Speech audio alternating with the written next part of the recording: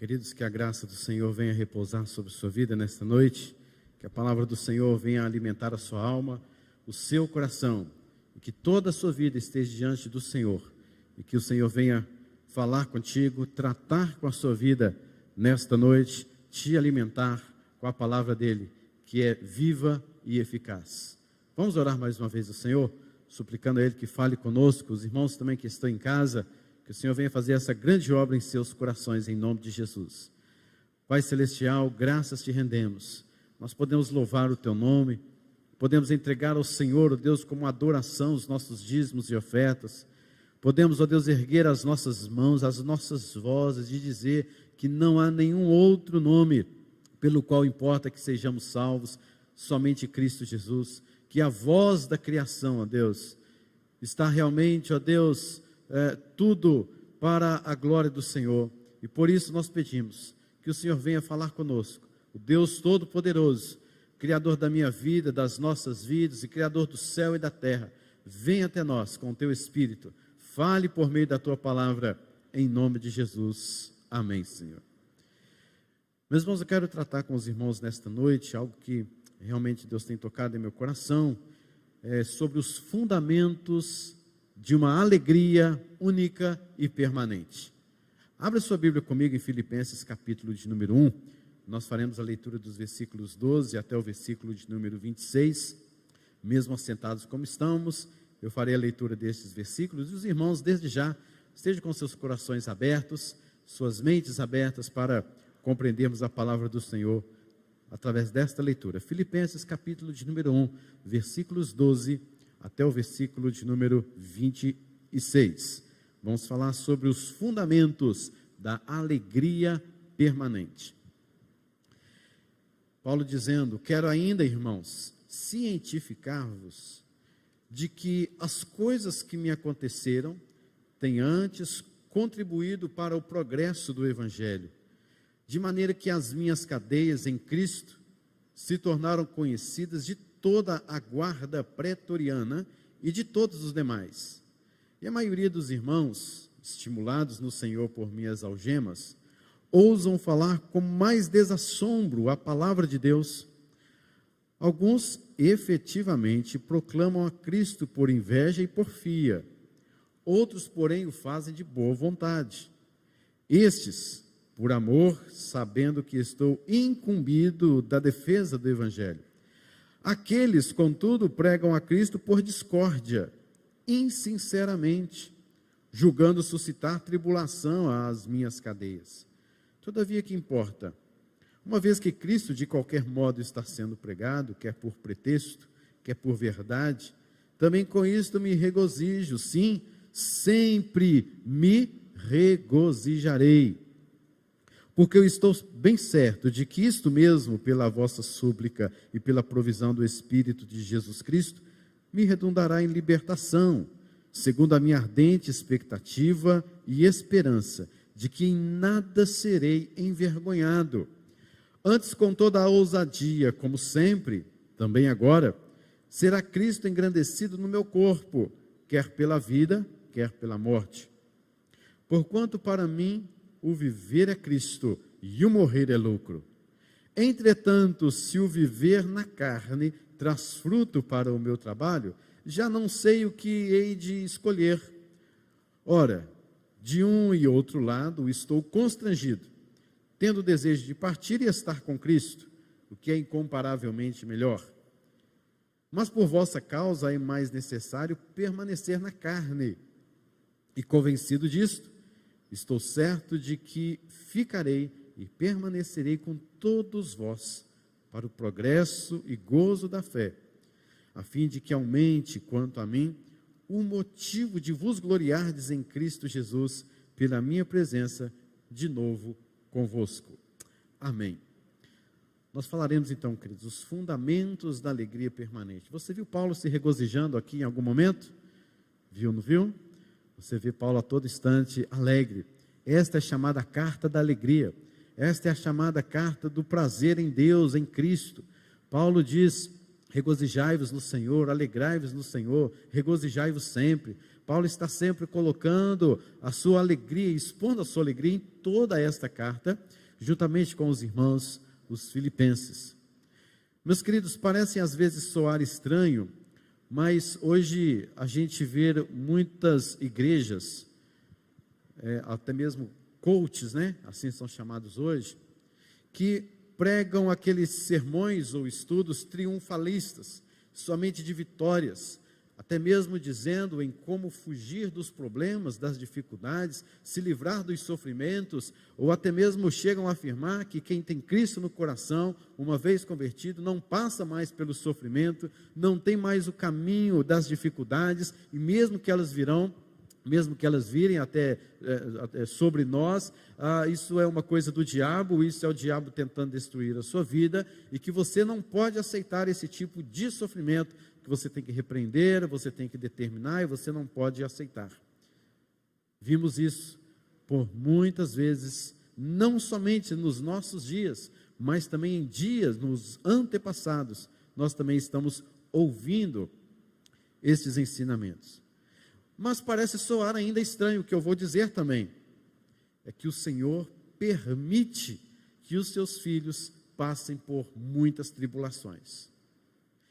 Mas, pastor, é isso mesmo? Sim, é isso mesmo. O nosso Pai, o nosso Senhor, Deus soberano, nos permite, ou permite, que os seus filhos passem por tribulações, por sofrimentos, por tragédias, por dores, por angústias amargas na caminhada nesta vida. Mas qual é o objetivo de Deus em tudo isso? Querido, todo este sofrimento, toda tragédia, dificuldade, seja o que for, Deus tem algo pedagógico. O objetivo de Deus, como vemos em todas as Escrituras, no que diz respeito àqueles que passaram por tribulações e sofrimento, é aperfeiçoar a fé.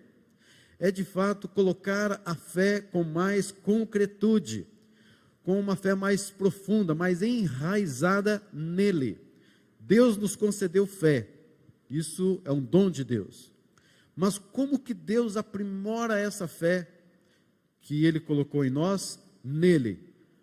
Através do sofrimento, através das dores.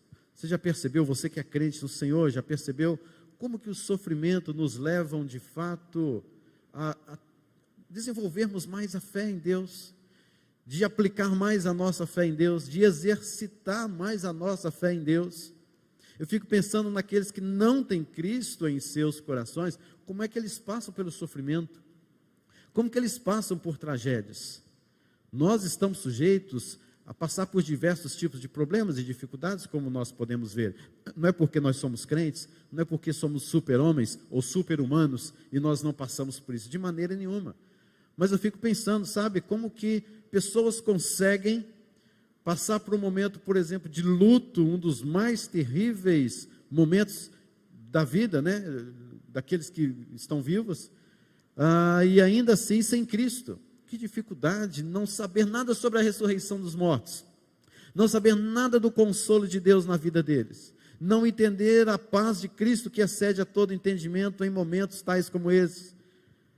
Queridos, o que nós estamos falando é de uma alegria permanente. E se ela é permanente, isso eu estou querendo afirmar que ela está a todo momento, a todo instante, no meio do sofrimento, no meio de uma dor terrível, no meio de um luto inesperado, no meio de qualquer circunstância da vida. 1 Pedro, capítulo de número 1, versículos 6 e 7, mesmo nos diz: nisso exultais, embora no presente, por breve tempo, se necessário, sejais contristados por várias provações, para que, uma vez confirmado o valor da vossa fé, muito mais preciosa do que o ouro perecível, olha a comparação que Pedro faz, a nossa fé, ela é mais preciosa do que o ouro que é perecível, mesmo apurado por fogo, redunde em louvor, glória e honra na revelação de Jesus Cristo. Que coisa linda essa que Pedro escreveu. Isso nos conforta e leva-nos a pensar cada vez mais como está o estado, qual é o estado da nossa fé. Como você tem crescido na sua caminhada cristã por meio de Cristo Jesus.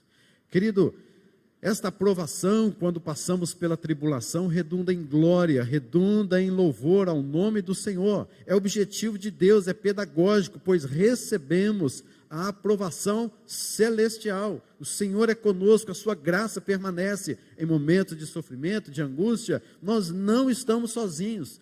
Deus não nos abandona. Ele dá o sofrimento, mas Ele nos dá força tal, de sorte que possamos suportar essas dores e esses sofrimentos. Por isso, Deus trabalha conosco, mas Ele trabalha sempre com a sua graça, agindo em nossas vidas, em nosso coração. Mas veja bem, uma tribulação também pode ser usada pelo diabo. Eu vou dizer como isso. Se você não seguir o caminho do Senhor, se você não entender que Cristo está à frente, se você começar a pensar que é sempre o diabo que está trazendo esses sofrimentos para você, se você começa a dar mais poderes ao diabo, se você começa a vacilar na sua fé, o inimigo ele está atento para que em algum momento ele penetre com alguma dúvida nesse seu sofrimento, no seu coração, ele penetre com alguma angústia tal, que você se sente completamente desarmado e a sua fé, ainda que um dia foi forte, mas naquele instante parece estar fraca, parece não estar fortalecida no Senhor, e Satanás começa a usar este momento, que era de um momento de testes, com o objetivo de amadurecimento, mas na verdade com objetivos perversos e malignos. Por isso nós precisamos, queridos, sempre de fortalecer a nossa fé. O inimigo quer ver você abatido.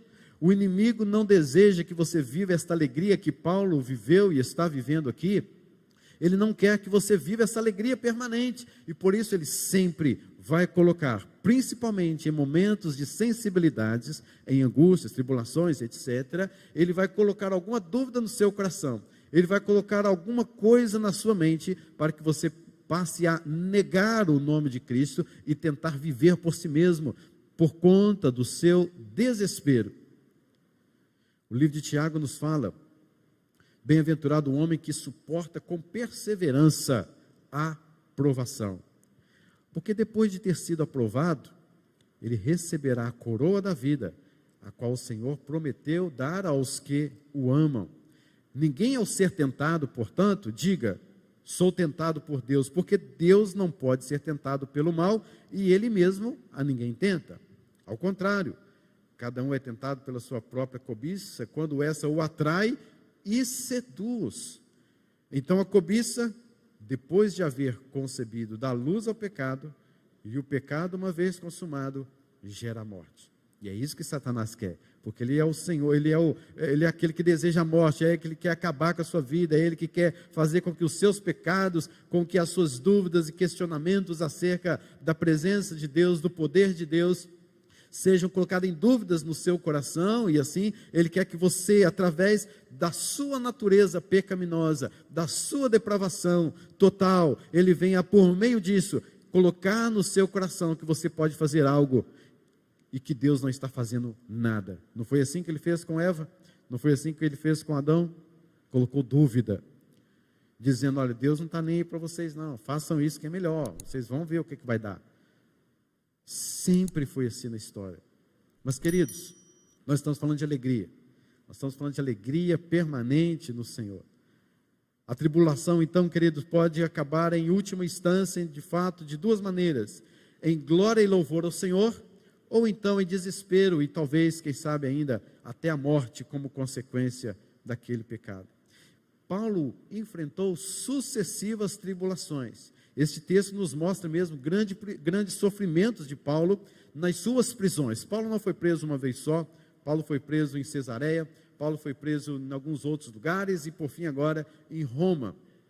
Mas Paulo nunca foi preso por ser um malfeitor, mas por causa da determinação de proclamar o Evangelho de Cristo diante de uma sociedade que não aceitava aquele tipo de pregação, de mensagem, porque se julgavam muito bons, se julgavam em ter prazer naquilo que eles faziam, e então Paulo chega pregando contra a sociedade Paulo chega então pregando contra a idolatria, Paulo chega a pregar contra a religiosidade de um povo, e então este povo não aceita isso, e Paulo está ali sempre sendo jogado para um lado, jogado para o outro, acusado de uma coisa, acusado de outra, até que ele apela para César e vai parar lá em Roma. E foi a justiça injusta, como diz alguns comentaristas, a justiça injusta do Império Romano, do governo romano, que maltratou Paulo, que acabou com a sua vida no ano 64, possivelmente decapitado. Mas Paulo, você vê que ele nunca reclamou. Paulo nunca murmurou destas suas dificuldades. Pelo contrário, Filipenses capítulo 4, versículo de número 11, nos diz assim: digo isso não por causa da pobreza, porque aprendi a viver contente em toda e qualquer situação. Olha que homem. Aprendi a viver contente em toda e qualquer situação, alegria permanente no apóstolo Paulo, mesmo em meio a açoites que sofreu na própria cidade de Filipos, mesmo em meio a perseguições em Tessalônica, que atiraram tanta pedra em Paulo, que o deram como morto e o jogaram para fora da cidade. Isso aí não presta mais não, morreu. E Paulo foi, de uma certa forma, de uma certa maneira, Paulo até mesmo ressuscitou ali. Não que ele havia morrido de fato, mas diante daquelas circunstâncias ali, poderíamos dizer: olha, você ressuscitou, teve uma nova vida, porque ele foi apedrejado e jogado do lado de fora dos muros de Tessalônica, e por aí se vai, queridos, naufrágios, tribulações, foi picado por uma cobra, por uma serpente, foi curado, e esse homem, ele ainda continua dizendo: eu sou feliz no Senhor, regozijai-vos sempre, eu aprendi a viver contente em toda e qualquer situação. Por enquanto, Paulo não sabia o que iria acontecer com ele, mas havia chance de ele ser liberto, vamos imaginar isso. Quem sabe haveria chance dele ser liberto, mas também havia um grande risco de que isso não acontecesse, e ele então fosse condenado em Roma. Esta carta, Paulo a escreveu quando ele estava preso em Roma. Paulo ficou 2 anos preso em prisão domiciliar, uma casa alugada por ele mesmo. Ali ele recebia alguns irmãos, recebia alguns donativos, e pelo menos 4 cartas foram escritas ali nesta casa onde Paulo estava então preso. Mas o fato, queridos, é que se ele fosse condenado, se houvesse condenação agora, a qual ele estava aguardando há 2 anos, ele seria decapitado, não tinha outra condenação, não tinha outra coisa. Antes de estar em Roma preso, ele também foi preso em Jerusalém e outros lugares mais, e ele sempre agora queria pregar pela última vez para o povo. Mas vejamos aqui um possível pensamento de Paulo. Paulo, que era romano, era de Tarso, ele tinha desde o seu nascimento possivelmente a prerrogativa de ser um cidadão romano. E agora vamos ver assim, o que Paulo poderia pensar. Ele poderia pensar assim: olha, eu vou para Roma. Por isso que ele apelou para César, porque ele estava sendo julgado em instâncias inferiores. Então ele apela: agora eu quero só lá em Roma, agora que eu quero ser julgado de tudo isso. Eu vou para Roma, lá eles vão me libertar, pois o que eu estou sofrendo é uma acusação interna de religião, baseado na religiosidade do judaísmo. Quando algum cônsul então pegar o meu processo e ver que vai ser essa situação toda e essa minha acusação, ele vai ver que está no fato de quebrar leis judaicas, segundo o que os judeus estavam falando, o que não era verdade. Mas ele vai ver isso e possivelmente vai me libertar. Só, queridos, que não é isso que acontece. Paulo vai para Roma, possivelmente poderia pensar desta forma, mas quando ele chega em Roma, um grupo de judeus em Roma levanta uma segunda acusação contra Paulo.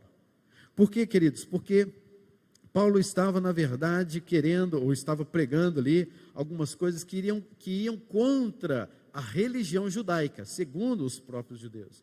Eles não aceitavam isso.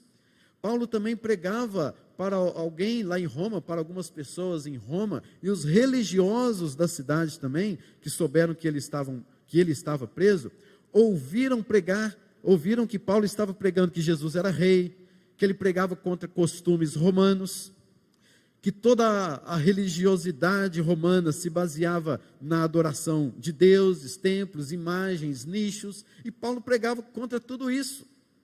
Então os romanos não podiam mesmo aceitar este homem lá não. Então quando Paulo foi para Roma, Lá ele recebe esta segunda acusação, e então esses homens também, tanto os judeus de Roma, quanto também religiosos em Roma, fizeram nova acusação contra Paulo, baseado não somente na lei judaica, mas agora também baseado na legislação romana. Porque quem é Deus para os romanos?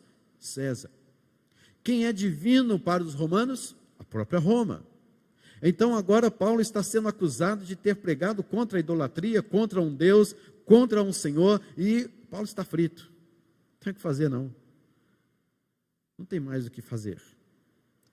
Aquele negócio estava complicado para Paulo. Vemos lá na cidade de Éfeso, Demétrios, que levantou uma grande acusação contra o apóstolo Paulo, e a partir daí começam, a levantar tantas outras acusações, até prisão. Demétrios era um homem que trabalhava como um ourives, ele fabricava nichos da deusa Diana.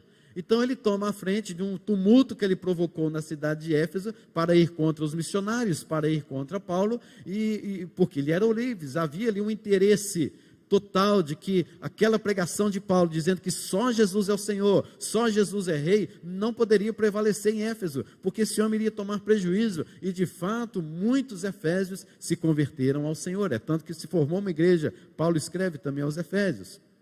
Queridos, Paulo vem preso da Judéia com a acusação de que dentro da religiosidade judaica e também lá em Roma, tendo surgido essa segunda acusação, que tem a ver com a religiosidade romana, ele vai então, apela para César, e as coisas começam a piorar ainda mais para Paulo.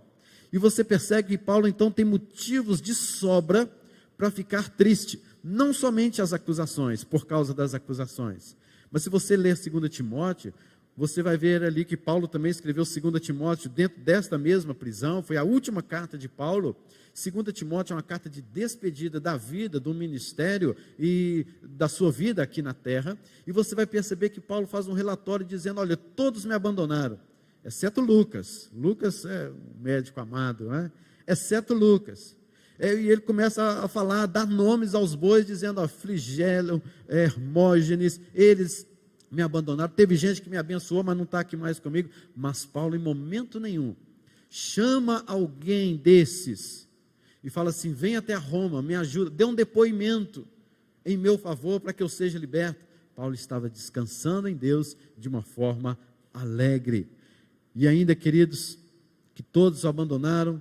Por que todos o abandonaram? Porque eles tinham medo de ser presos também. Se Paulo está pregando isso, eu estou pregando a mesma coisa de Paulo, eu vou ser preso também. Por isso que Paulo escreve a Timóteo: não envergonhes do evangelho. Timóteo, todo trabalhador tem que estar pronto para o trabalho na seara do Senhor, como um grande trabalhador, como um ceifeiro do Senhor, como um soldado do Senhor. Anime-se no Senhor, não se envergonhe do evangelho, permaneça naquilo que você aprendeu, tenha vergonha não, fica firme na palavra no Senhor, mesmo que ainda há de ser preso, mas fique firme na palavra do Senhor. Até porque Roma poderia, no momento em que pegasse o apóstolo Paulo, podia falar assim: quem são seus comparsos? Com quem você esteve? Quem está por trás de você aí? Ele ia começar a falar. Tinha que falar de Timóteo, tinha que falar de Lucas, ele tinha que falar de Hermógenes, tinha que falar de Epafrodito. E aí seria um amontoado de gente, de irmãos que seriam presos também. E Paulo permanece descansando no Senhor. E Paulo então se comunica com a igreja de Filipos. Poderiam ter imaginado que Paulo falaria sobre sofrimento. Quando eles abriram a carta: aqui deve ter lágrimas e mais lágrimas, aqui deve ter choro do apóstolo Paulo, aqui deve ter reclamações dele, aqui deve ser uma carta assim, completamente desmotivadora, triste, porque as perspectivas eram de que as portas estavam sendo fechadas, tudo estava acabado, tudo estava trancafiado, e agora quem vai pregar este evangelho? Paulo estava preso, não tem mais ninguém para pregar o evangelho. Mas quando eles abrem a carta, que eles leem o capítulo de número 1, o versículo de número 12, eles leem assim: quero ainda, irmãos, cientificar-vos, que vocês ao lerem, vocês gravem isso na sua mente, vocês gravem nos seus corações, para nunca se esquecerem, cientificar-vos, de que as coisas que me aconteceram, tem antes contribuído para o progresso do Evangelho. Meus irmãos, que visão desse Paulo! Como assim as coisas estão contribuindo para a mensagem do Evangelho? Queridos, o segredo da alegria, que não desaparece, mas que é permanente diante das incertezas da vida, se baseia numa coisa: a certeza de que Deus sempre está agindo para o seu bem, para o nosso bem. Ainda que em meio às tribulações, ainda que em meio a provações e provocações tais como essas que Paulo passou, ainda que diante de açoites, de vergões, ainda que diante de apedrejamento, ainda que a sua vida seja considerada como alguém que morreu para a vida, está terrivelmente abatido, abalado, alguém que perdeu o sentido da vida, ainda assim, queridos, pode ter certeza que diante das tribulações da vida, Deus sempre está agindo para o bem, que todas as coisas cooperam para o bem daqueles que amam a Deus. Deus sempre está fazendo um bem, mesmo através de conhecimentos ou de acontecimentos maus, de situações duras, porque Deus é bom essencialmente. Paulo está dizendo nessa carta: quero que vocês saibam que tudo que me aconteceu não está atrapalhando o progresso do Evangelho, nada está atrapalhando. Queridos, a palavra de Deus, ela não está fechada, ela não está trancafiada. Lembra aí da hashtag que vivemos nestes últimos meses? Hashtag fica em casa, não é um negócio assim? Mas a Bíblia não. Você percebeu que mesmo que ficamos em casa, isolados, sem ver muitas pessoas, com saudades de um relacionamento social, mas a palavra de Deus, ela não ficou trancafiada, a palavra de Deus não ficou presa, pelo contrário, a palavra de Deus se difundiu ainda mais, porque mesmo que apesar de todas as provações que passamos, mas a palavra do Senhor continuou permanente, mesmo as tribulações que Paulo passou, preso, trancafiado ali naquela casa em Roma, mesmo assim, Deus levantou pessoas, homens, e a sua palavra não deixou de ser pregada em todos os lugares, em todos os tempos e em todo aquele mundo. A palavra do Senhor é viva e eficaz e continua cumprindo o seu trabalho, a sua missão. Paulo poderia ter pensado assim: eu estou preso, mas eu estou tendo a oportunidade de fazer o que não faria se estivesse solto. Veja o versículo de número 3. De maneira que as minhas cadeias, eu estou preso, mas as minhas cadeias em Cristo se tornaram conhecidas de toda a guarda pretoriana e de todos os demais. Isso não aconteceria se Paulo não tivesse sido preso. Lá em Filipos, o carcereiro não teria se convertido, lógico que eu estou falando humanamente dizendo, não teria se convertido se o apóstolo Paulo não tivesse sido preso. Aquela mulher jovem adivinhadora, ela não teria sido curada se um dia Paulo passou pelas provações ali de chegada até a Macedônia. Então, queridos, perceba que ainda que tenhamos visto coisas coisas más nas nossas vidas, mas tudo coopera para o bem daqueles que amam a Deus. E você não vê aqui Paulo, o apóstolo Paulo, murmurando, mas regozijando-se no Senhor e dizendo ainda para a igreja: regozijai-vos sempre no Senhor, alegrai-vos sempre no Senhor. Primeira vez que Paulo pregou em Filipos, ele foi preso. E foi graças a esta prisão que muitas coisas ali aconteceram, e hoje tem uma igreja, e foi a igreja que ele chamou a coroa da sua alegria. Foi a igreja, esta igreja que o sustentou. Mesmo naquelas provações, esta igreja, querido, só passou por maus pedaços. Só. Desde que Paulo pisou o seu pé ali em Filipos, foi só problemas, dificuldades, perseguições, maus tratos e mortes. Paulo saiu, os irmãos continuaram. É tanto que Paulo, mais à frente, ele manda Timóteo: não, olha, volta lá, para ver como é que está o povo, porque eu estou preocupado com aquele povo lá. Timóteo volta para lá, para depois trazer um relatório para Paulo. E Paulo fica extremamente angustiado, até que Timóteo chegou com boas notícias acerca daqueles irmãos, que a fé deles estava operante, eficaz, e Paulo se alegra e diz: agora eu vivo no Senhor. Então, queridos, perceba que as provações vieram, os maus tratos vieram, Os vergalhões ficaram marcados para sempre no corpo daquele homem e daqueles missionários. Mas tudo isso cooperou para o bem. E Paulo nunca perdeu a sua alegria no Senhor. Porque assim como Neemias, a alegria do Senhor é a nossa força. Queridos, versículos 14 e 18, Paulo está dizendo que tem ainda mais um efeito benéfico. Diz assim: e a maioria dos irmãos, estimulados no Senhor quando veem as minhas algemas, ousam falar com mais desassombro ainda a palavra de Deus. Coisa linda. Algumas pessoas não se intimidaram, como foi o caso de Timóteo, assim, Timóteo ficou meio balançado, como foi o caso de outros que o abandonaram perante essa prisão. Mas Paulo, ele está dizendo que alguns irmãos foram estimulados no Senhor, devido às minhas algemas, em falar ainda mais abertamente a palavra do Senhor. Agora Paulo fala aqui de um grupo. Alguns, versículo 15, efetivamente, proclamam a Cristo por inveja e porfia. Outros, porém, o fazem de boa vontade, estes por amor, sabendo que estou incumbido da defesa do Evangelho. Aqueles, contudo, pregam a Cristo por discórdia, insinceramente, julgando suscitar tribulação às minhas cadeias. Todavia, que importa?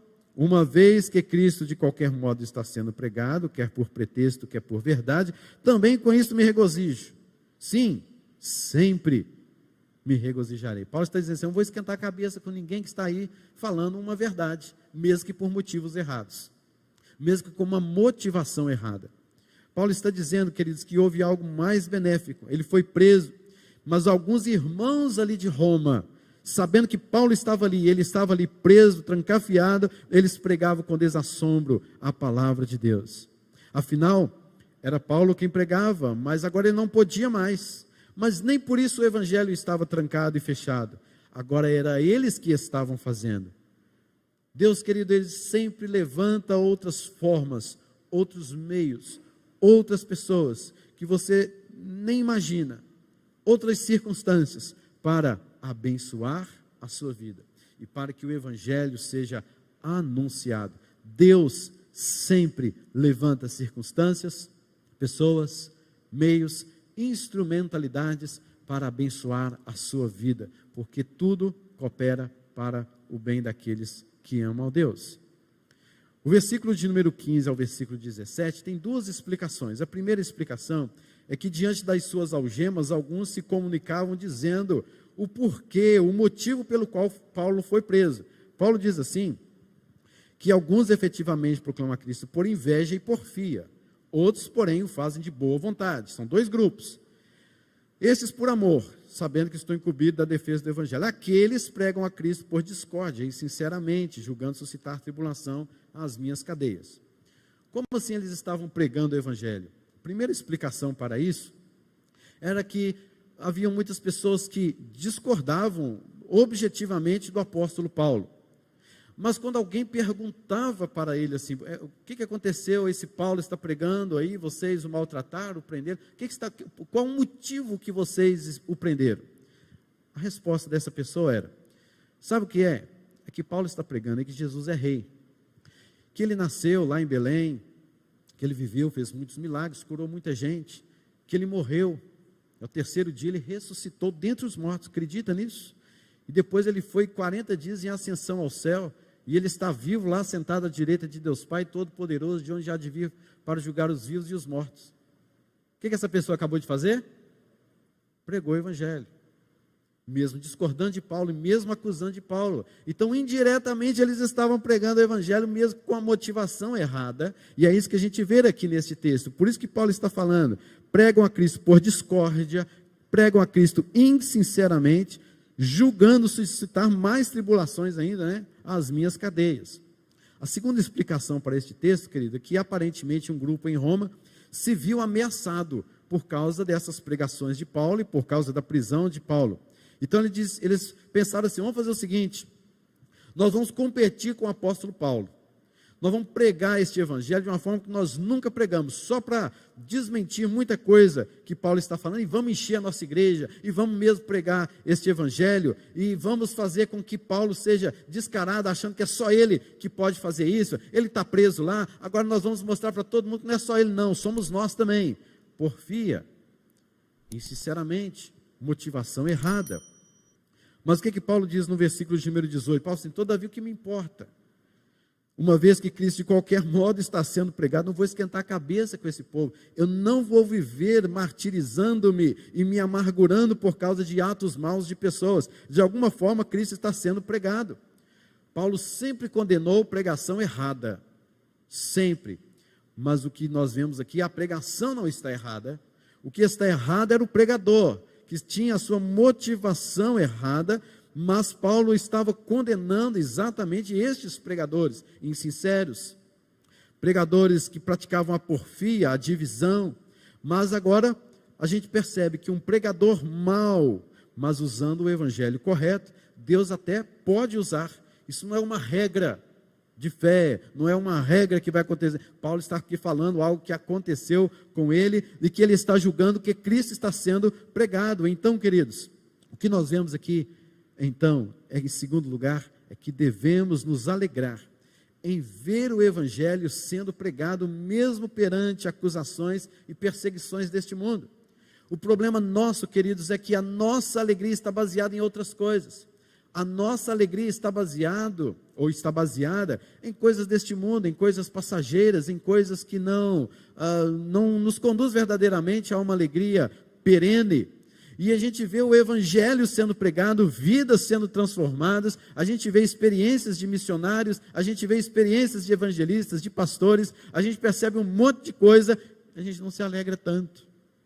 O que Paulo está dizendo aqui é: eu estou feliz demais, porque o evangelho está sendo testemunhado, e é isso que me fortalece, é isso que me traz alegria, é isso que me traz prazer. E o cristão, ele deve sempre se alegrar, quando uma pessoa é convertida, quando 10 milhões de pessoas são convertidas, quando há um missionário pregando lá, e ele traz testemunhos para nós, de que uma pessoa foi salva, num grande projeto que foi feito, e o cristão deve sempre se alegrar nisso. É nisso, queridos, que nós devemos firmar a nossa fé, a nossa alegria, porque você sempre terá uma alegria permanente, porque sempre haverá conversões, porque o evangelho continua agindo, o Espírito Santo de Deus continua agindo nas nossas vidas em todo o momento.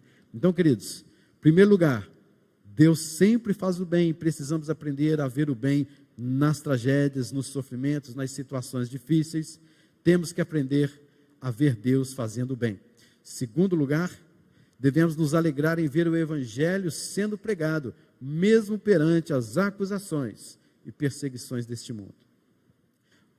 Como um último ponto nesta noite, queridos, a partir do versículo 19 a 21, porque eu estou certo de que isto mesmo, pela vossa súplica e pela provisão do Espírito de Jesus Cristo, me redundará em libertação, segundo a minha ardente expectativa e esperança de que em nada serei envergonhado.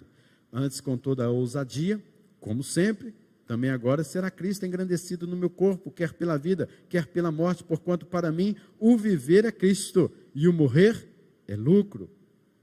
Meus irmãos, Paulo está colocando o que é central em termos de alegria verdadeira. Percebam, não são as circunstâncias da vida que definem a nossa alegria baseada em Cristo.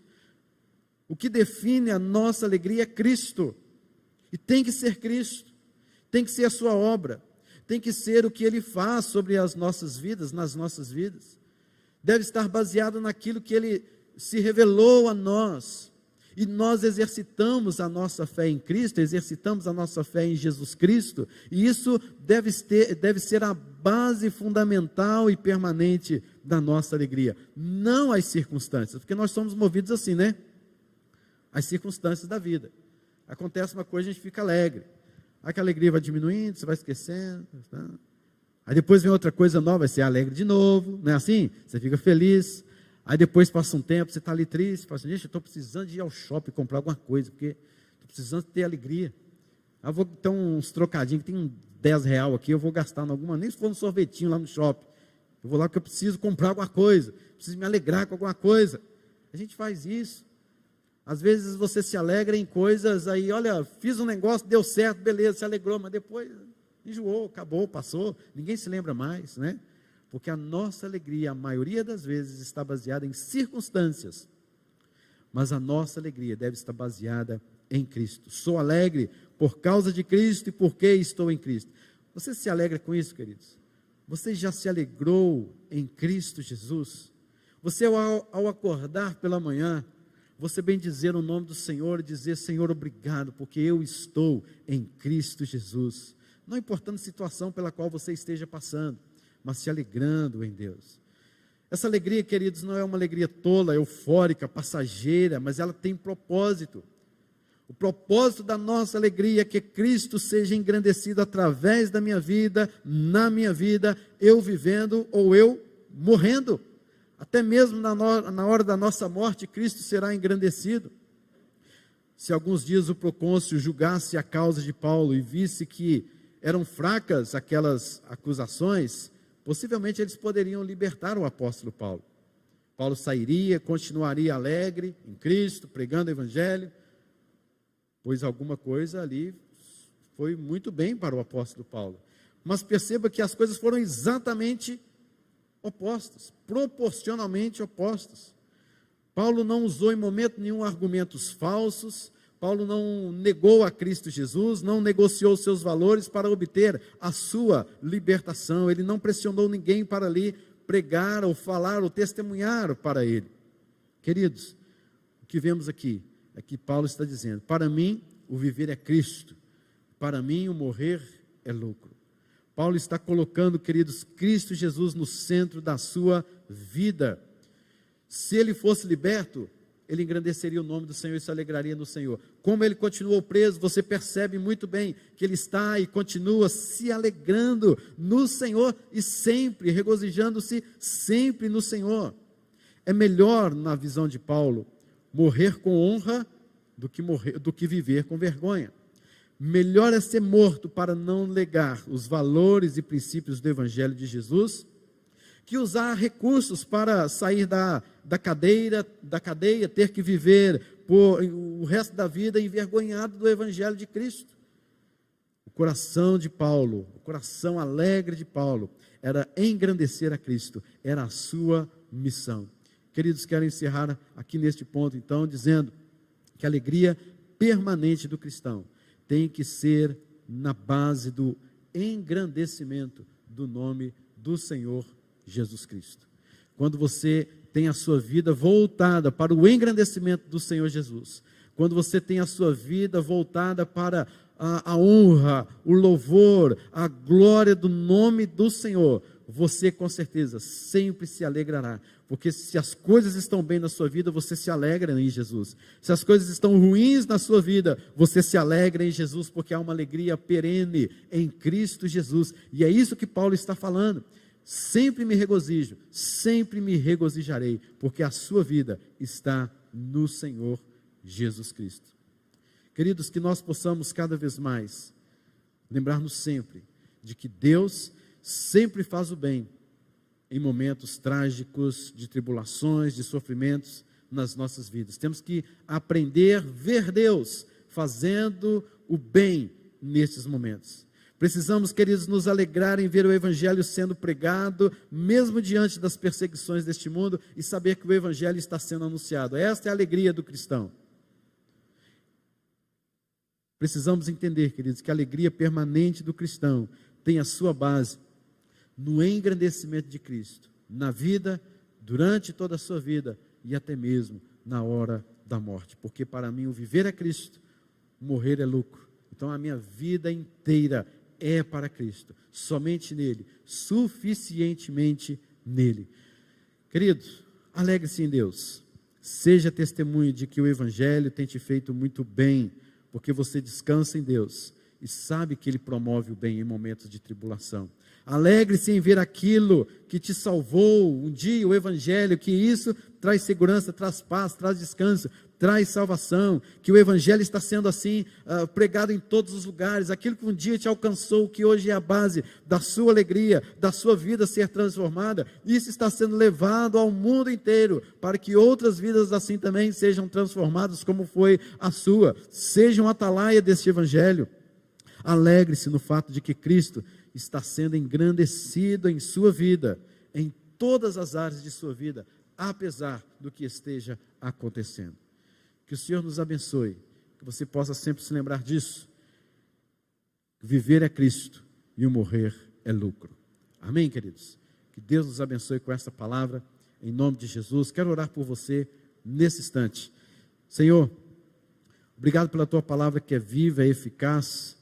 Quando podemos, ó Deus, ver a vida do apóstolo Paulo, um homem que sofreu tanto, mas a gente vê que era um homem que se alegrava no Senhor, alegria permanente no Senhor, em diversos momentos terríveis pelos quais este homem passou, mas ele continuava firmado em Ti, talvez com angústia no coração, ou amarguras, talvez, ó Deus, com ansiedades, mas ele cria no Senhor, e descansava, sabia descansar em Ti. Ele se alegrava ao ver o Teu Evangelho sendo pregado. Senhor querido, faça, Deus, com que nós possamos abrir os nossos olhos e ver, Deus, o Evangelho do Senhor sendo propagado neste mundo e nos alegrarmos, porque grandes coisas o Senhor tem feito no nosso meio e também em outros lugares, nos confins da terra.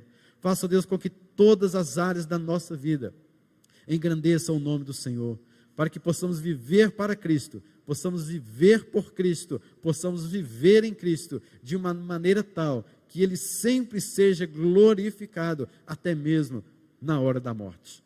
Nós louvamos o Teu nome, abençoe o Teu povo com a Tua alegria, com a Tua doce e sublime paz. É o que nós precisamos de Ti, nesta noite, em nome de Jesus. Amém, Senhor. Amém, queridos. Deus os abençoe, em nome de Jesus.